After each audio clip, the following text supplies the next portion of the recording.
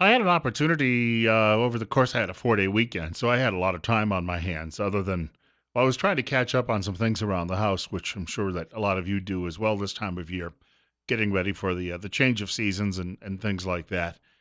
But I had a lot of time to get out and do a little conversation here and there with people as well. And on Monday, I got a chance to talk to a group of I'll call them people who are involved in police work and was chatting with them about just a number of issues that confront us nationally, but also really in this community. I got the impression talking, this is not the first time this has happened because I had this conversation with a law enforcer about a year ago as well, that there is, even on the local level, tremendous concern about dealing with the influx of refugees into the United States as well as here in southern Idaho and how we're going to deal with some of the cultural differences. And yes, there are sometimes issues related to crime with all of this. And my gut feeling is these people also talk to folks on the street much more than I do. It's part of their job. But that they are finding that the public is much more concerned than a lot of people in the political class and in media would like to portray. And I think that's been the point of this show is that they're not getting a good reading on all of this. And I wanted to just mention this quickly this morning because I came across some things, oh gosh, just in the last, call it couple of days while I was away. And I thought, I hope they're still timely when I get back to the show on Wednesday. One of these, though, I wanted to reference. It was picked up. I get a daily email from something called Middle East Forum.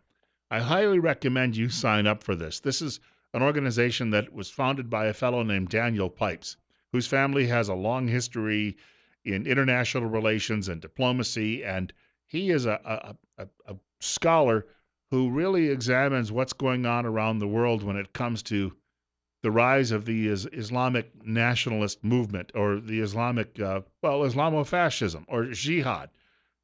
And it's a great publication. And I got the email yesterday afternoon while I was doing a few things around the house and trying to tidy up a little bit. And I interrupted what I was doing just to sit down and read through this story that was included in it. And it's actually it's picked up originally from Breitbart. Here's the title: How the Media Covered for Orlando Terrorist Omar Mateen. You remember this is the guy who went into a nightclub in Orlando, Florida. Was it June? And he shot and killed 49 people. Another 49 or 50 were wounded in the shooting. And miraculously, I guess, we thought more of those people would end up dying because of their critical injuries.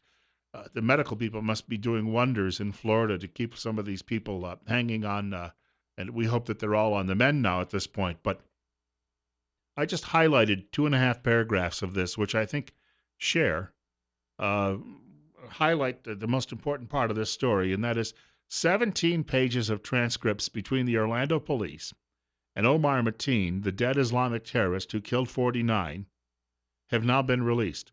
Despite the drastic attempts by the establishment media to portray Mateen as a scorned, mentally ill, repressed homosexual, the documents reveal one crucial point. Omar Mateen ranted at the police about America's fight against the Islamic State, mentioning the war and airstrikes at least 20 times in total. Now, you're wondering, how did he do that? Well, while he was holed up inside this place, he was actually on the cell phone with police officers on the outside. And he was texting and calling, and so he was making it clear, even through his use of social media, what his feelings actually were. The writer says there had previously only been summaries of the 17 pages released by the FBI, which gave media outlets the wiggle room to try and portray Mr. Mateen as something other than an Islamic fundamentalist, because, good golly, they want to keep saying religion of peace, religion of peace, religion of peace. Yeah, that's the ticket, religion of peace. They keep trying to push that narrative. Oh, there's absolutely no danger here. You can go shopping at the mall in St. Cloud any day. Just remember to wear your body armor. And then he has a number of examples of how media, and he's naming names. The writer of this piece, the Washington Post, wrote he was not a stable person. The writer says the Orlando shooter showed signs of emotional trouble, according to that newspaper. Well, what do you call emotional trouble? If somebody goes and shoots and kills somebody, we could say that there might be some emotional trouble there, but it doesn't excuse them from the criminality of it. And if you shoot 49 people because you're emotionally troubled, it still does not excuse you. Your emotional troubles may come from your conflict because you're being called by one portion of your life to Islamic jihad, and yet the other part of your life says, no, you've got to be a good American. Sure, there could be emotional trouble there. But on the other hand, he chose the wrong path. Number two, the Associated Press tried to report that his imam blamed mental illness. And the imam went on to say this has nothing to do with ISIS, even though, of course, he was ranting to police about his allegiance to ISIS during the shooting.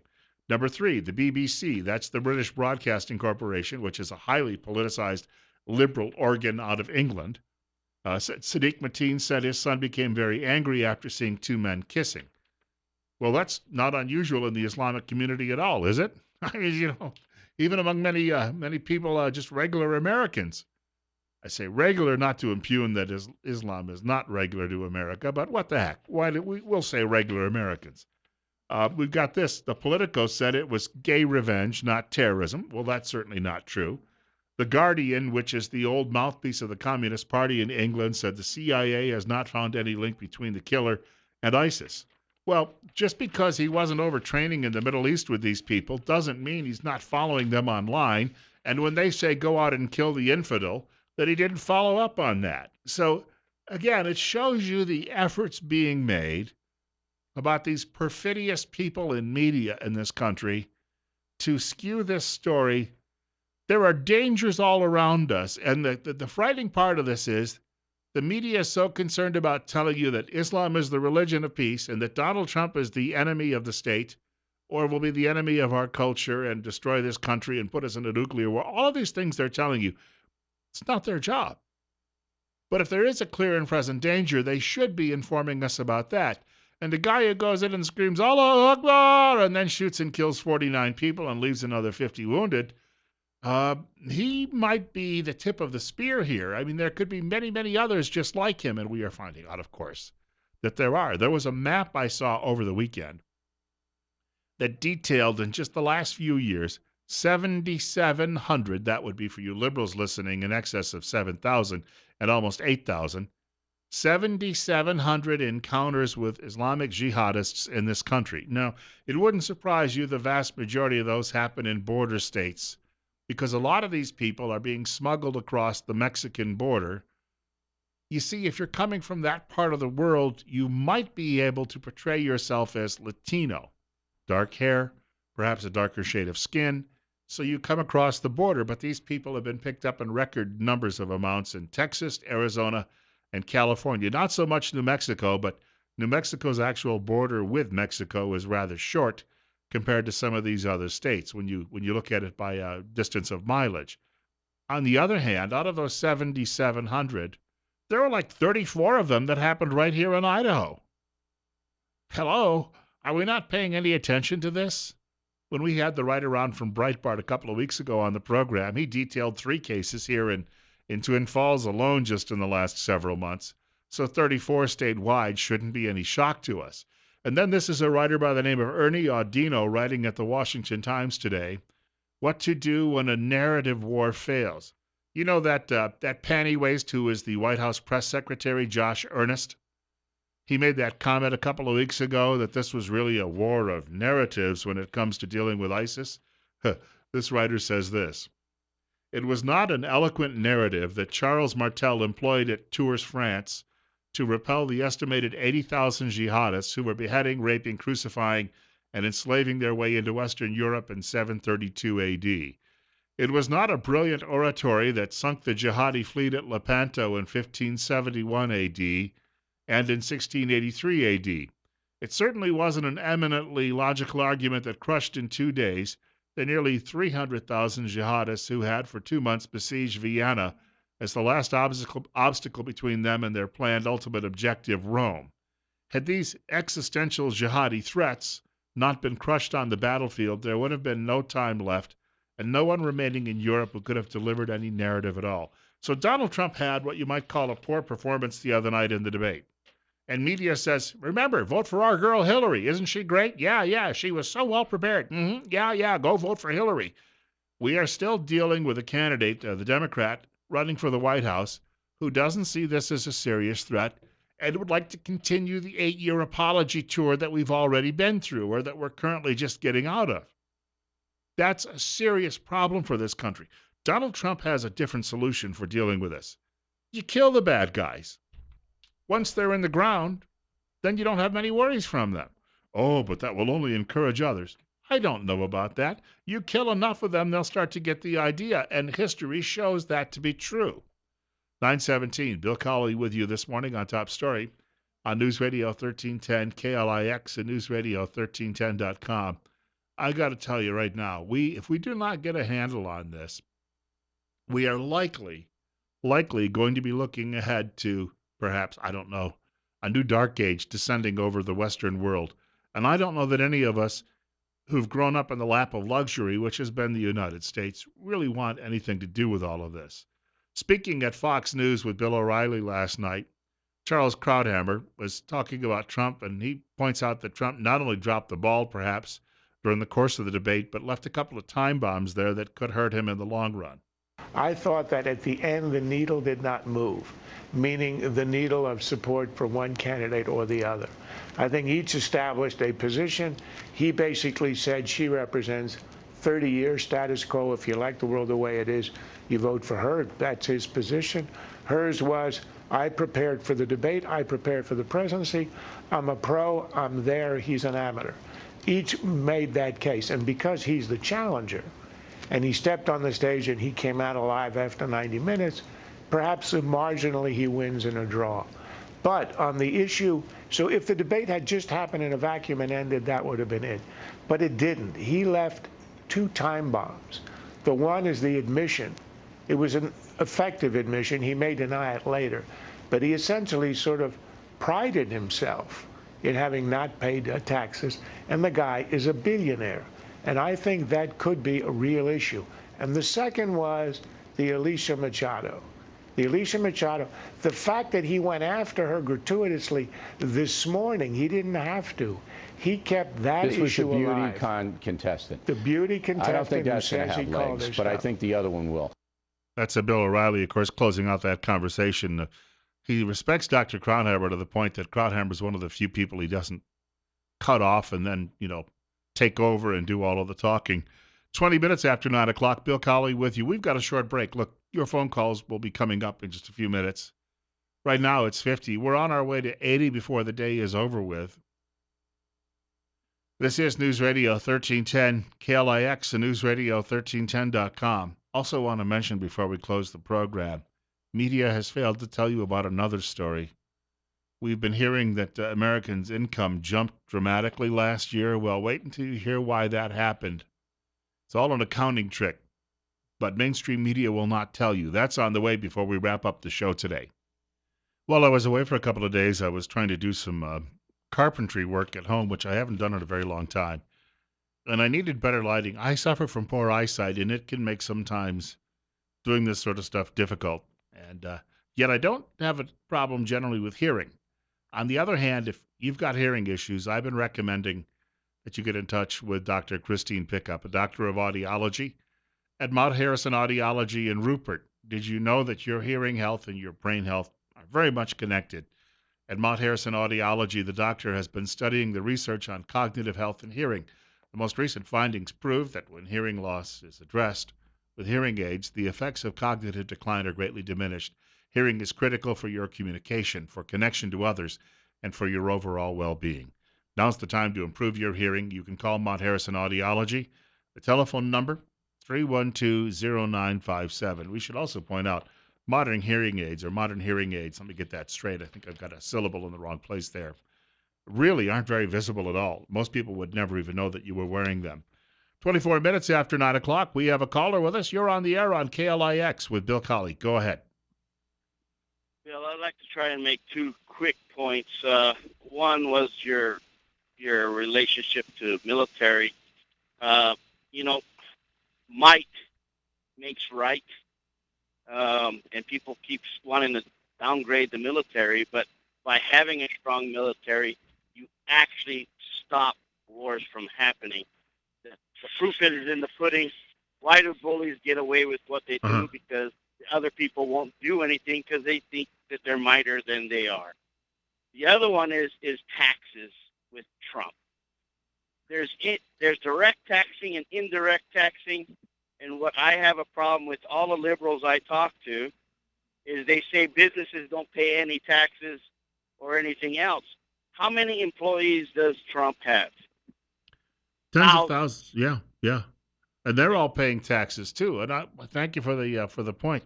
These are people who somebody criticized this one time about the rich. Krauthammer mentioned this in his comments that I shared a couple of minutes ago. That it doesn't look good that Trump talked about money and how much he's got and his tax returns, etc. You realize that rich people, they buy all the big boats and they buy the big RVs and the second homes, and they have to employ all of these people. They employ people in construction. And that if you buy a lot of boats in this country, that's one of the last big items, big ticket items in many cases, that's still made exclusively in the good old USA. In fact, the RV industry works the same way. It's mainly people working out of almost cottage-like industries in this country building these things. So those wealthy people have disposable income and they're spending it, and that means other people are going to work. There's a place you may have heard of these Carolina boats. Carolina boats is just a style of boat, but it gets the name because it's made in the Carolinas by American workers. And rich people who have that income to spend on these types of things keep those people on the job. Hillary Clinton called it trickle down, and she's trying to borrow a word from 30 some years ago that most young voters are like, what's that mean? That's ancient history, child. That goes back to 1980. 927, Bill Colley with you on Top Story on News Radio 1310, KLIX and News Radio 1310.com. Publication called Economy and Markets, which is founded by the great economist who I've mentioned on the air before, Harry Dent. His editor at this publication had this to say about the claim that is being made by Democrats and the government that median income climbed by 5.2% last year. All the more reason, right, they're telling you to vote for Hillary. Well, the writer says in 2013, the Census Bureau tested a new set of questions and compared the answers to the traditional survey. Sure enough, there was more money. By their calculations, incomes were a full 3% higher than previously estimated. If only that happened to be real. To arrive at the higher figure, the Bureau parsed questions on items like interest income to figure out if consumers held any interest-bearing accounts. Then surveyors would circle back and they would go back and ask respondents how much they earned on each account. If respondents didn't know or refused to answer, the Census Bureau would ask the size of their assets and then make an estimate about the interest they should have earned. According to their calculations, by changing the questions, the number of Americans earning interest shot up from 86 million to 122 million, and the total interest received in 2013 increased from $187 billion to $387 billion. The new calculation shows 41% more people earning interest and 49% more interest earned. Imagine the government surprised to find that we've been holding out on a $200 billion windfall when it comes to interest income.